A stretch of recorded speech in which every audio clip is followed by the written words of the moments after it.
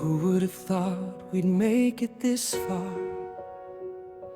Started with screens and names in little squares, silent microphones, cameras turned off, smiling in pictures while carrying storms.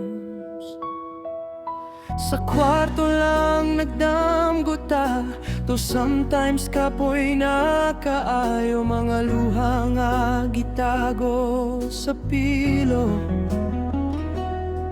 Mga kaya panibisan di nagyud siguro, naglibog sa ugma, nagduha-duha sa dalan.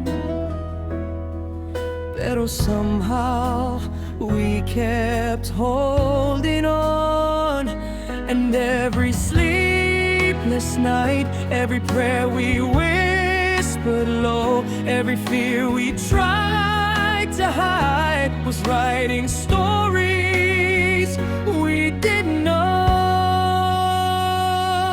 Kay bisan kapoy, bisan naluya, nagpadayon ta, wala gyud media sa tanang kasakit nga atong naagian.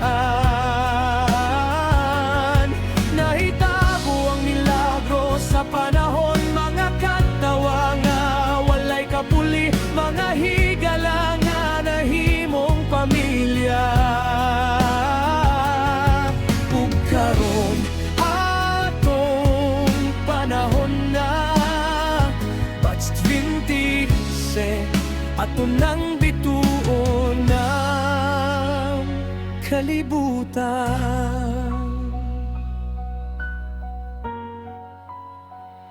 Pagbalik sa classrooms, murag first day again.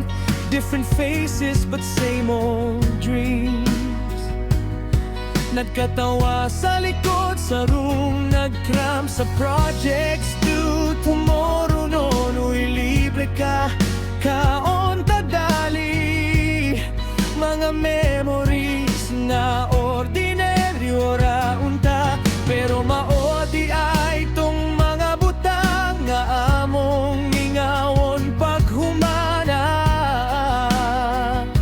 At minsan gusto nang sumuko sa pressure ng mundo, pero may mga kamay na humawak at nagsabing sige lang, padayon lang.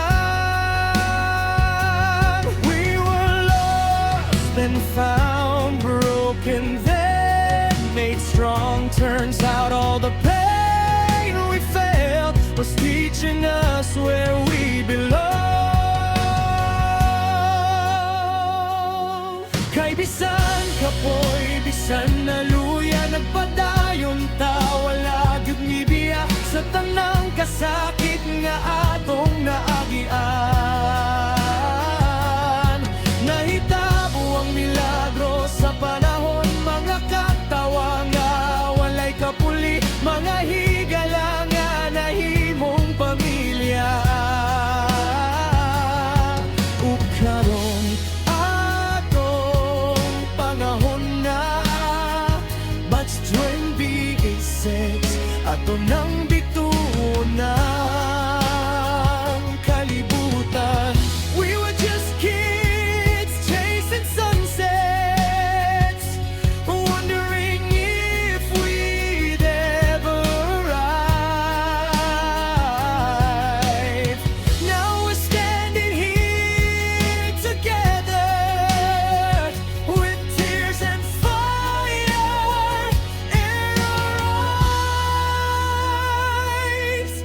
Hindi man perpekto ang biyahe, may sugat, may takot, may lungkot, pero bawat hakbang papunta rito made us stronger than we thought.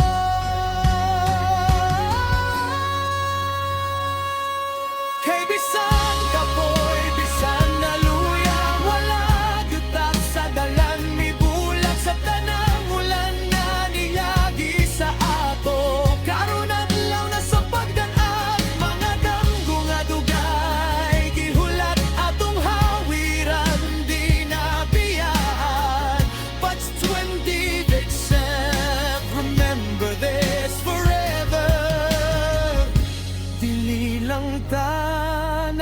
graduate, nakikpisok ta, nabuhi ta, ug nidaog ta.